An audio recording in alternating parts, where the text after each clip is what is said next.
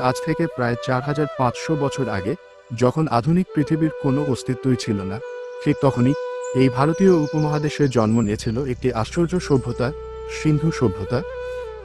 এই সভ্যতার মানুষরা ইট দিয়ে সাজানো শহর বানিয়েছিল, সোজা রাস্তা, পরিকল্পিত নিকাশি ব্যবস্থা আর উন্নত নগর জীবন। মহেঞ্জোদারো, হরপ্পা, এই নামগুলো আজও ইতিহাসের পাতায় নীরবে কথা বলে। তারা জানত কিভাবে জল সংরক্ষণ করতে হয়, কিভাবে ব্যবসা করতে হয়, আর কিভাবে সমাজকে শৃঙ্খলার মধ্যে রাখতে হয়। আজ থেকে হাজার হাজার বছর আগে যেখানে মানুষ ছিল প্রযুক্তিহীন, সেখানেই তারা বানিয়েছিল পাবলিক বাথ, শস্যাগার আর মজবুত ঘরবাড়ি। কিন্তু হঠাৎ করেই এই সভ্যতা ইতিহাসের অন্ধকারে হারিয়ে যায়। আজও গবেষকরা প্রশ্ন করেন, কেন ধ্বংস হলো এত উন্নত একটি সভ্যতা? প্রাকৃতিক দুর্যোগ, নদীর গতিপথ বদল, নাকি অন্য কোনো রহস্য? উত্তর আজও অজানা। তবুও সিন্ধু সভ্যতা আমাদের শেখায়, সভ্যতা শুধু আধুনিকতায় নয়, পরিকল্পনা, শৃঙ্খলা আর জ্ঞানের মধ্যেই লুকিয়ে থাকে। ইতিহাস কখনো মরে না, সে শুধু নীরবে অপেক্ষা করে আমাদের শোনার জন্য।